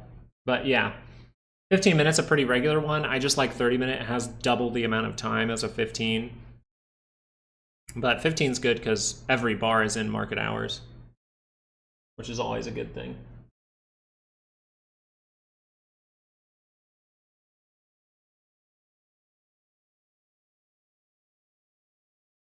That's why I'm long short term. I like the phrasing of long short term if you're trying to make those quick moves. Talking about the 30-minute charts mostly. Yeah, and we haven't even really, as far as looking at put call walls, as far as looking at daily expected moves, monthly expected moves that can be resistance, we haven't hit any of those levels. So we'll be watching, but I think it's very likely to at least get to that 55, that daily expected move, even 570 today. You gotta think, it's the morning, you get up to here, 68% chance to land where? Down in here, people see a big drop, then we see more data in the morning, we'll see what happens.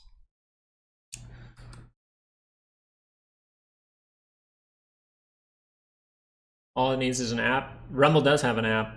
I don't think it has I don't know if it has a desktop app, but it does have a phone app. And Richard was nice enough to Richard has helped a lot, because he even said, okay, I'm gonna download the app real quick and see how it looks and see if I like the functionality there. And I asked Richard how much he liked the stream, or how much he was enjoying himself on, or how much he liked the platform on Rumble. And he gave it an 8 out of 10. Now, that was a hip fire one. Maybe he needs to hang out there for a week. We need to see it for a week and see if that changes. The one thing I don't like about Rumble is Matt Kors is there. Oh, Rum. Yeah, we should go look at Rum, because I actually did this when I started to make everything. Rumble, look at this. I did look at this and look at the 2-hour divergence, and you're wondering why I'm making these type of moves, why I did so much analysis on not even the charts, but then I looked at the charts after I analyzed, can Rumble see a big boom? Well, the 2-hour divergence, I noticed a bunch of streamers left to go do live stream over there, and the 200 is right there. So it looks like you're about to get a daily curl up. We'll see if we can get all the way to 1083. That would be a very, very aggressive move, but note that this is in negative territory, right? The deepest levels of negative territory where you can see big rips, but then it all goes away. So we'll see if that happens. I'd be watching this right here, 1083. Good signals though. Maybe, you know what? Since we're doing Rumble, we should put Rumble on weekly expected moves. Inverse head and shoulder on the 5. Are you talking about it's starting to form that head? If it forms this, right, then I understand what you're saying. That would be the 5-minute needing to back off more. Most likely this push would have to send you a little bit negative for that to be really likely, right? If this 5-minute goes more negative and then turns up, you could see something like this. And then maybe we want to watch out for that divergence by the daily expected move at the end of the day. This would be, but the easier way to explain it for me would just be, hey, there's a 30-minute pullback. The live video is not up as of this exact moment, Justin. We're making sure people know that the YouTube live in the morning is still the thing, okay? And then we're gonna have this little probably 5-minute transition period where you're gonna be looking at the Rumble, and then you're gonna see it say upcoming. You can click on it and wait there, and then I will start streaming. There will be a tiny, tiny little gap there. And you do need a Rumble account to see and hear the live. Thank Richard, he's the one who figured that out for us. So I apologize for making you guys make all these accounts, and I understand, but you have a whole week to do it. I'm trying to give you the most value I can for live video over on Rumble, just to make it like worth your while.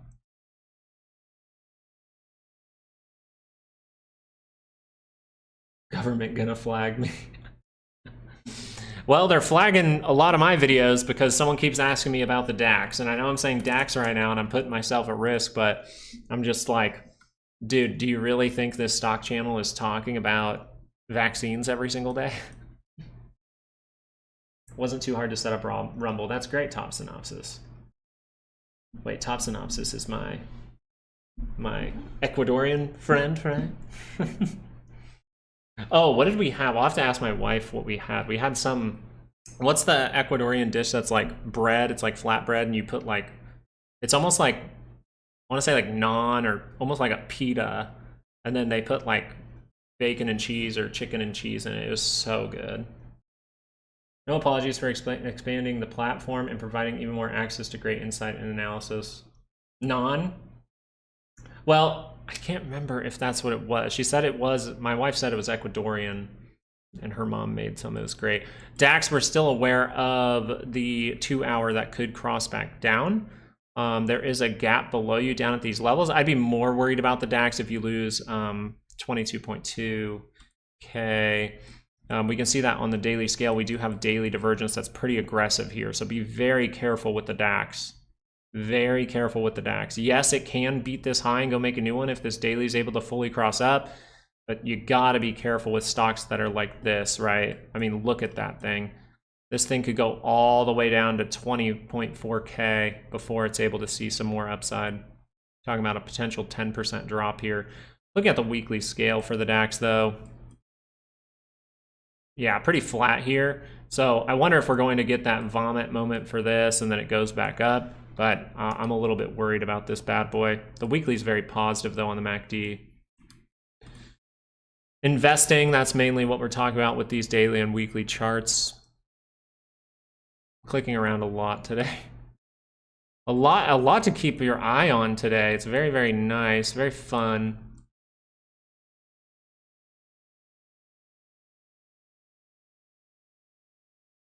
Let's give Apple, I will tell you what, business, in about 25 minutes, we're gonna be live on Rumble and we'll look at Apple again then. Let's give it a little bit more time. We just looked at it like 15 minutes ago. Let's give it that time. Let's be patient with it. Let's not be too eager to just look, right? Let's let the stock do what it wants to do. And if you're watching it right now, I get it, but have that plan for if something goes wrong, right? And then we will look at it in a little bit. Never had a boring Monday trading. Good and bad, Lewis. All right, business. Yeah, I just don't want us to be like, we have to do something right now. I never like to have that feeling when I'm trading, and they're not paying you at all for advertising. No, zero. This is completely my decision. I have not taken one sponsor for this channel. I've said how much I've been hesitant for sponsors at all. Rumble is not doing anything for us at all. The only reason that I'm doing Rumble is to spread ourselves out a little bit, because YouTube, sometimes things are going wrong and we aren't able to go live. Rumble gives us access to still go live, right? We have another way to do it, okay? YouTube sometimes flags my video, so just in case they say, don't let me go live, or the live isn't functioning properly, we still have another avenue to go. Twitch is a no-go. I've done Twitch plenty of times now, and I'm not a fan of streaming on Twitch anymore. I used to stream on Twitch when I was not a stock analyst. And I used to stream to a bunch of people on Twitch, so I know a lot about it. Thank you, Justin, for following. I appreciate it. And business, make sure when you come in, you remind me, say, hey, I'm business from YouTube. I need you to look at Apple real quick, okay? They've done a lot to improve it over the last year. Google is one that I do want to keep my eye on. Very lackluster towards this 5-day moving average with great signals. So this is unfortunate that Google is still experiencing some rough times. But just note here, it still has great signals and it's holding up. It's just running into that area where if the 30-minute would cross down, I don't necessarily want to be in calls anymore, right? If this crosses down, we have a chance to come all the way back down, cut this gap, maybe make that new low, and we'll look for that tiny little thing in here, right? 2 hour was able to confirm. If that confirms down, that's when we more so would look for, okay, maybe weekly expected move. New lore just dropped. What for what? Lore for what? Okay, I'm not gonna lie. I love lore stories and stuff. Like, I'll sit and like read lore about a League of Legends character for like an hour. I'm looking at XYZ. Think the market move without JPM. I don't know necessarily, because JPM's another one that's a little more complex. Remember that. JPM's almost like an Apple at this point, right? Because we noticed that the 2 hour doesn't have the signals that everything else does. It did hold it. It held it here on the RSI, so that's a good thing. But that means that we might be close. We might not be there yet. This would still be very easily able to happen for JP Morgan. So in order for us to see if we're in danger of that now, 30-minute chart, how positive are we? We're in that middle, a little above the middle area. So we want to be aware that if this 30-minute crosses down, it can just be to fill this gap quickly, maybe to create that double bottom, right? I think if you're going to go fill this gap, wouldn't you want to take out, like, okay, thinking like I'm in Wall Street and I want to make you lose money on JP Morgan right here, right now. And if I want to make you lose money and I cross down, right, the price, I push that price down and I go and fill this gap, but I know you potentially have a stop here, or maybe because I pay fines that do not exceed the amount of money I make by buying your data to see where your stop is. Yeah, you could cut that and then see something like this.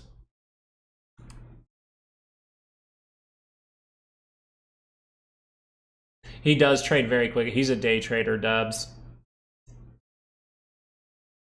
He does? Yeah, I've never watched him live, Dubs, unfortunately. Just about you doing Twitch. The people that you get on Twitch are very, what's the way to put it? Young, trolly. Twitch has really been like that. The only thing I think that is worse than Twitch is Kick.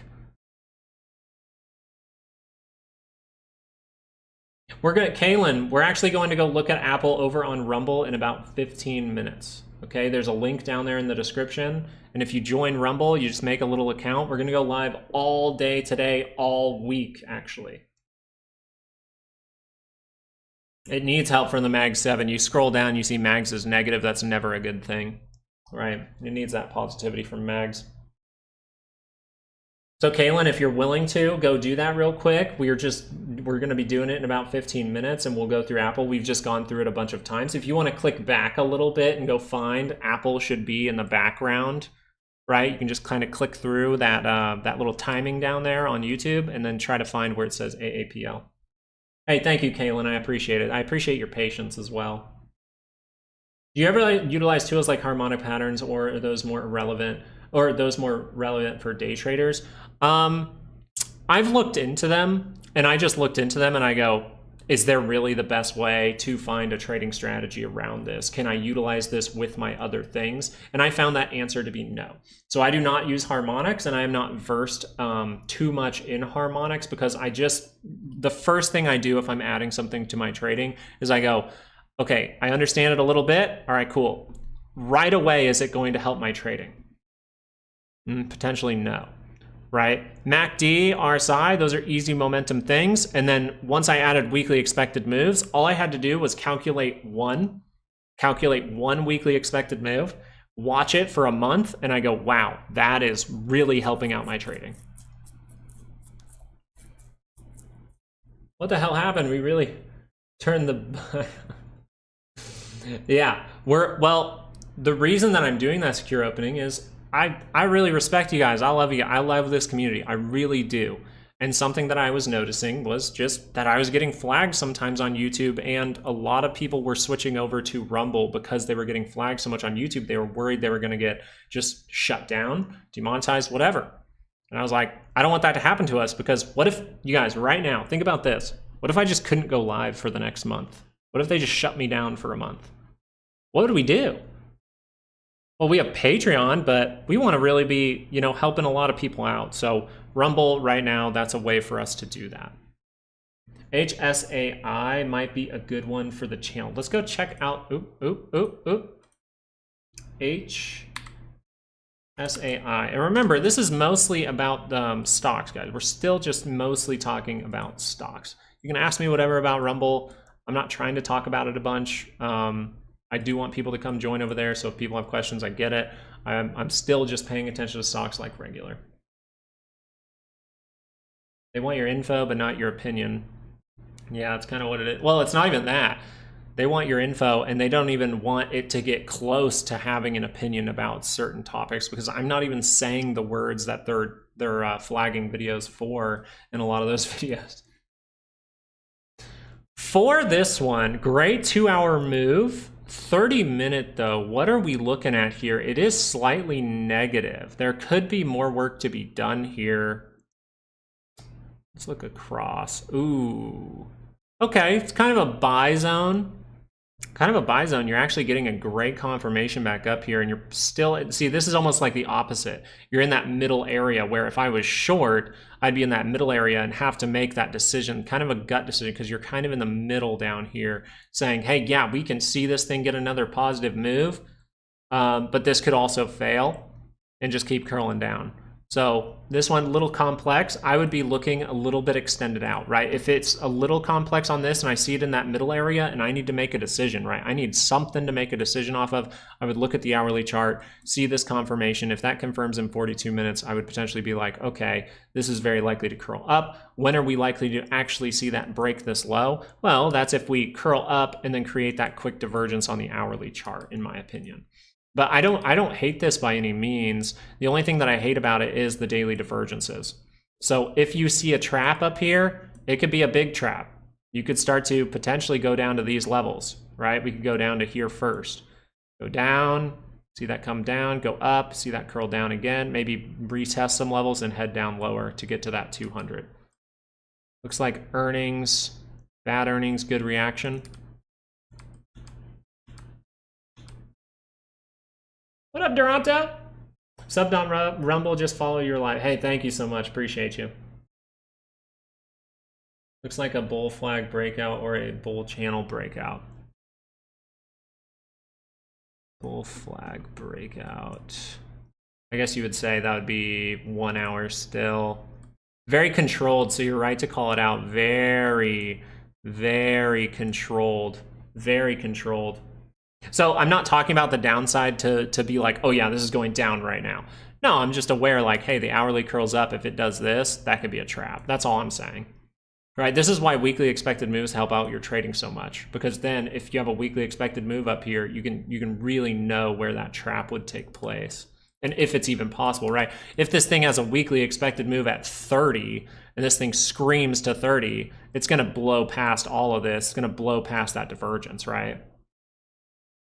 It could. So weekly expected move can formulate your plan a lot. Richard was with me when I was doing that, because what I do is I try to update weekly expected moves and go through my little plan.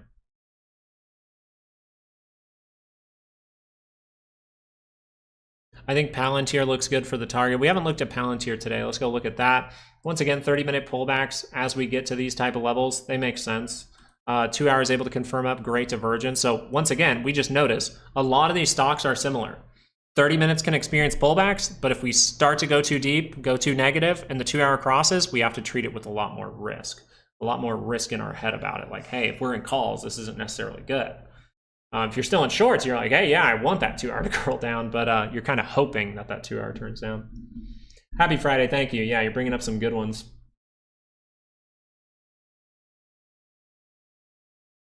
Yeah, I'm talking about the risky things. I don't want you to think that that means this is a bad thing, what it's doing right now. Yes, you're seeing that resistance come in right where you'd kind of expect, right? That gap in there, right in here, makes sense. But overall, the 2 hours pointing up. The 30-minute right now is starting to cross, but still not on a negative bar. So we could experience a 30-minute pullback with this positioning of the MACD. Positioning of the MACD, notice it's higher than here, and this one held up okay. It's a little bit higher up, so let's see if that's just some kind of pullback. Maybe it's more aggressive to go fill a gap, so we're finished with that business, and we can turn up into positive territory. Exactly, Sid. So Sid, do you realize why I think this week is the perfect week to do all-day live streams?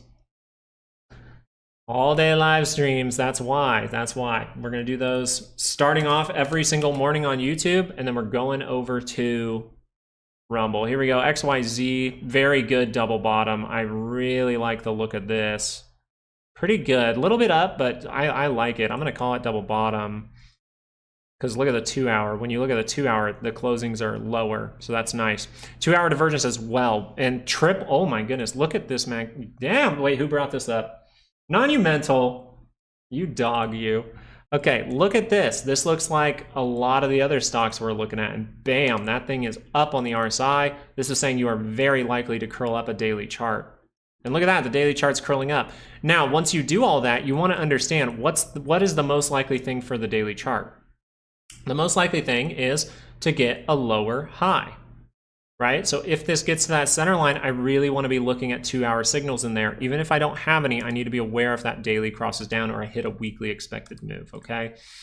The other thing to that is, how would this thing look even better? I think you want to build up to here. 75.36, see that resistance come in with the gap resistance, awesome, and then just break through that bad boy. See this daily curl up.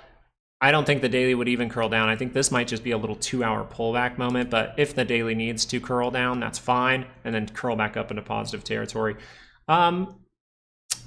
Similar to here, very similar to here. Look at this, okay? Remember what we just talked about here. Very similar to right here.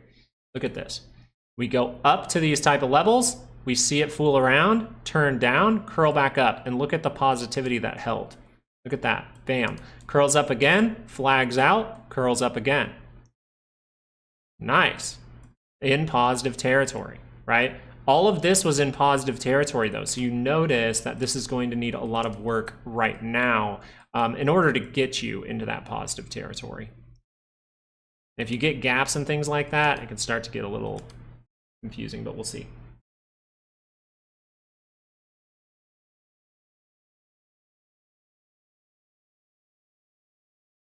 Last month, but an upward revision to the January number meant the producer inflation was steeper than previously estimated at the start of 2025. And data is just going to prove to be more important every single day until that data finally takes over and people are willing to be like, all right, all this bad stuff's priced in, let's go up.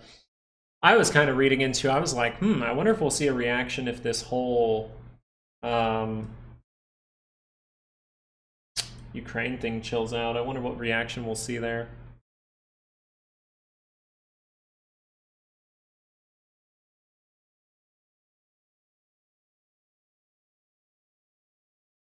Seeing if I missed one.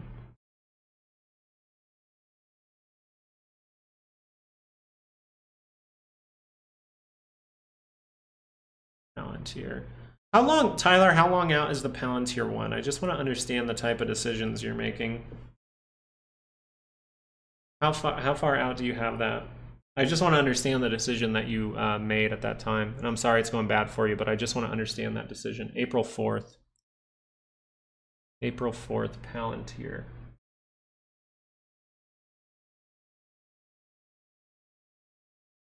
Okay. Okay, let me look at the daily here. Yeah, so you need to be aware of one more potential pullback on the 2-hour chart, actually. The 2-hour is what would wreck that. All right, if the 2-hour crosses here, that would really send that down. Potentially it could turn around here, but if that's crossed down, you have a lot of probabilities to say sweep the low, go make a new one.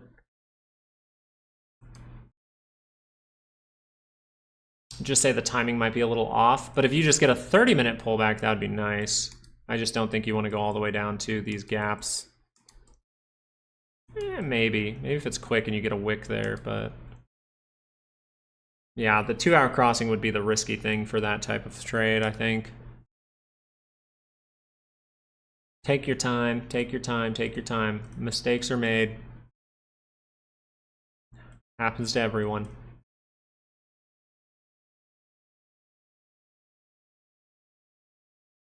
In phase. In phase, that's a 2-hour pullback, 2-hour crossed up, positive territory, cup and handle, definitely possible here. A little bit deep, but pretty good. More just a, hey, we got a strong move. We see that MACD in that kind of middle to upper area, kind of middle. So we go, yeah, this might be troublesome. And then if that curls back up into positive territory, that would say the probabilities with this price action are saying high, make a new one. Test the high, make a new one. We'll see if that's possible or probable as the price action keeps going. Obviously, if this 30-minute rotates down, bad things can happen to end phase.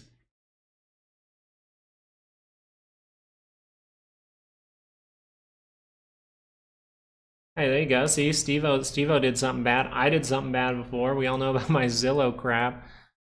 We know about the JP Morgan trade that just happened that I had to manage, right? That wasn't a good look at all. But yeah, I think a lot of things are correlated. So that means we're probably seeing things properly, but there's something in the execution or the plans that we are making that are a little bit off, or maybe we're not paying attention to the management of risk a tad, right? We're trying to make big money quick. Let's try to slow down for a sec, all right? You still have signals outside of the monthly. Even if we dip back down and people get nice and bearish for you, I'm just going to say thank you for the cheaper price. Amazon is one that is interesting because now the 30 minutes curling down. So in this scenario, the 30-minute curling down, not a good thing with the positioning of the MACD. Pull that up real quick. Okay, let's just look. But I'm not necessarily the most worried until a 2-hour, or maybe I give myself that hourly, right? See how close that is to the center line? So if the hourly crosses down, not good. But if the 30-minute can just do this and go, all right, fill the gap, and then turn back around, I'm not bearish on it anymore at all for that time being. So really, I'm saying my plan for this one was an hourly to cross down. Hourly crosses down, it starts to add up to, ooh, we can take out these lows. I don't think that's the most likely thing, but that's what can happen. And I'm not someone who just goes, that's not very likely, so I'm just going to risk my money and keep it and blah, blah, blah. No, I'm going to make sure that it's, when I am in the play, it's safe. And then I want to see, once I feel real safe, I need to see that MACD on the 30-minute able to get to higher levels. And if you just scroll out, you've seen these type of moves before. Those are the type of moves that I want to see soon. Oh, I checked. The big thing for me was the revision. Sid, did you see the revision?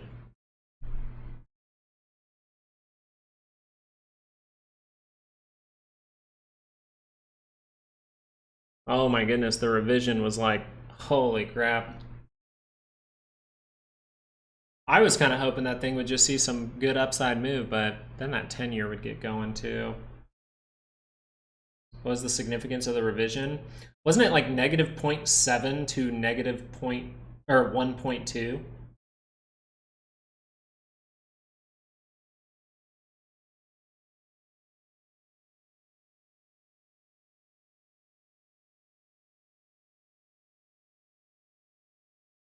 Yeah, I believe. Oh, it's negative negative 0.9 revised to negative 1.2. And that revision came when we were supposed to see a nice upward number for retail sale. We can see it kind of here when you click into it. 9, and then it changed over to 1.2. I believe I'm reading into that correctly.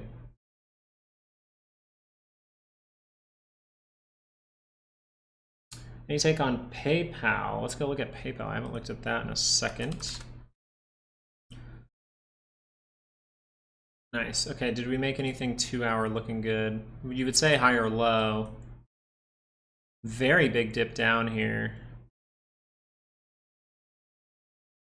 2-hour was kind of hard to make a decision. What's the daily look like? Oh. Okay. Right shoulder, or are we building back, folks? What do you guys think? You think PayPal's giving right shoulder, or you think it's building back? You know, that's very possible. Or do you think it's going to do this? That's how it heads higher, in my opinion. What do you guys think? Oh, VWAP's great. I think it's better for shorter expiration traders. Like VWAP week to week, like if you're just a weekly guy, like you just take like Friday expirations on Mondays or something like that, I think VWAP's pretty cool.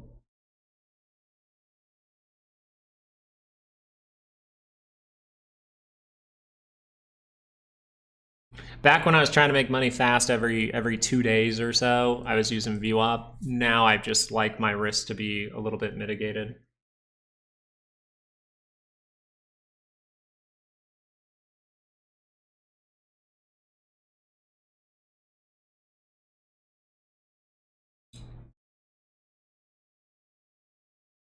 Well, yeah, that makes sense too. It's the right. What does VWAP stand for? Isn't it volume weighted average price? So it makes sense that they would go for that area.